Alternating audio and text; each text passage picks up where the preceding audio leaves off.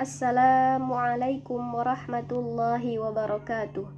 Alhamdulillahi rabbil alamin. Wa sallallahu ala sayyidina Muhammadin. Rabbishrah li sadri wa yassir li amri wahlul 'uqdatam min lisani yafqahu qawli. Pada kesempatan yang berbahagia ini, kita akan bersama-sama membahas tentang kaidah tahsin tilawah, yaitu ketentuan yang mengatur bagaimana cara kita bisa membaca Al-Quran dengan baik dan benar. Di dalam bukunya yang ditulis oleh Dr. Haji Abdurrahim Hasan MA dalam kaidah tahsin tilawah Al-Quran metode tuntas, beliau meringkas kaidah tahsin tilawah ini pada 7 poin yang penting. Yang pertama adalah tartil atau maratib al-qiraah. Dalam surat Al-Muzammil telah disebutkan warattilil qur'ana tartila, baca Al-Quran dengan tartil. Diriwayatkan dari Sayyidina Ali radhiyallahu an. Apa itu tartil? Tartil adalah tajwidul huruf wa ma'rifatul wuquf, yaitu membaguskan huruf dan mengetahui tentang waqaf atau tanda-tanda berhenti. Itu adalah pengertian dari tartil. Yang kedua yaitu taswib al-akhta fi al-makharij, atau membetulkan kesalahan dalam pengucapan makharijul huruf. Jadi dalam tahsin tilawah itu kita kenapa poin kedua adalah membetulkan kesalahan dalam pengucapan huruf? Karena dari huruf-huruf tersebutlah membaca Al-Quran bisa baik dan benar tanpa mengubah makna dari Al-Quran itu sendiri. Karena kesalahan dalam melafadzkan suatu huruf itu bisa mengubah makna dari kalimat tersebut. Seperti huruf sa, sa, sya, itu terdengar hampir-hampir sama, tapi mereka mempunyai tempat keluar huruf yang berbeda dan mempunyai arti yang berbeda jika terdapat di dalam suatu kata atau kalimat. Makanya oleh sebab itu kita harus mengetahui tempat-tempat dari masing-masing setiap huruf dengan baik dan benar. Itu poin yang kedua. Kemudian yang ketiga adalah tamamul harokat.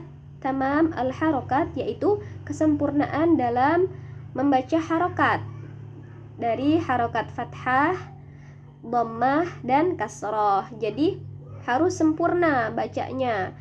Tidak boleh ragu-ragu dalam pengucapan fathah. Dibuka fathah saat fathah maka dibuka mulutnya, saat dhammah maka dikumpulkan kedua bibir kita dengan sempurna. U, a, i, u, a. Jadi saat a tidak jadi e, ya, jadi a jelas. I, itu tamamul harokat. Kemudian yang keempat adalah at-taswiyah, menyamaratakan bacaan yang sama. Taswiyah ini kita fokuskan pada hukum mad panjang, hukum panjang, hukum nun mati atau tanwin, kemudian hukum mim mati, dan yang terakhir adalah gunnah. Maksudnya apa sih menyamaratakan bacaan yang sama? Jadi contoh pada hukum mad. Mad arid li sukun. Maka semisal di ayat pertama di akhir ayat itu ada mad arid li sukun, kita baca 4 harokat. Amma yatasaalun. Maka di ayat kedua, ketiga, keempat, semisal ada bertemu dengan mad arid li sukun yang lain, maka kita harus juga membaca 4 harokat, tidak boleh 2 atau 6 gitu. Jadi kita harus menyamaratakan panjangnya. Begitu juga dengan gunnah dan yang lainnya.